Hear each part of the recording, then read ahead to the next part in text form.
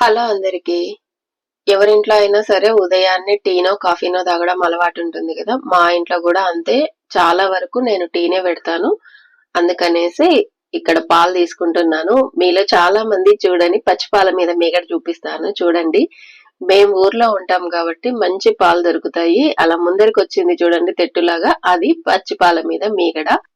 Tea పెట్టే కంటే ముందే బయట వాకిలి ఊడ్చేసి నీళ్లు చల్లేసొచ్చాను. ఆ తడి కొంచెం ఆరే లోపల టీ పెడితే సరిపోతదిలే, అది ఉడుకుతూ ఉంటది కదా అనేసి పెట్టేసొచ్చాను. ఎందుకంటే మనకి ఒకదాని తర్వాత ఒకటి కాకుండా ఒకటి అవుతుండాలి, ఇంకొక పని కూడా చేస్తూ ఉండాలి అన్నట్టు చేసుకుంటాను నేను.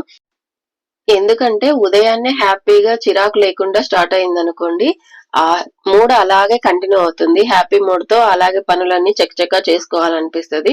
ఉదయం పూట ఏదో ఒక చిరాకుగా ఏదన్నా ఒక మాటనో లేకపోతే ఆ పని సరిగ్గా అవ్వకనో లేట్ అయ్యి అట్లా ఇట్లా అయ్యిందనుకోండి, ఇంకా ఆ చిరాకుతో ఆ రోజు మొత్తం చెడిపోతది అన్నట్టు ఉంటది.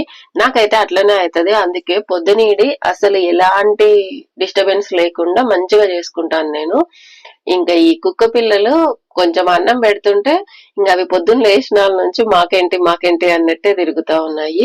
ఏ జీవినైనా సరే దగ్గరికి తీస్తే అవంతే ఇంగా.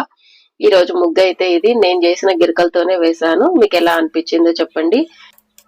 ఇక్కడైతే టీ రెడీ అయిపోయింది. మా వారు నేను కలిసి టీ తాగడం అన్నది మాకున్న ఒక మంచి అలవాటు అనుకుంటాను నేనైతే. ఇంక టీ తాగేది అయిపోయిన తర్వాత తోటకెళ్ళి ఆ కాయలన్నీ కోసుకొని వచ్చాము. ఇంక తన పనికి తను వెళ్ళిపోయాడు. ఇంట్లో నా పని మొదలయ్యింది. ఇది పొద్దునేడి పని. మీకు ఎలా అనిపించింది కామెంట్ చేయండి. నచ్చితే సబ్స్క్రైబ్ చేసుకోండి.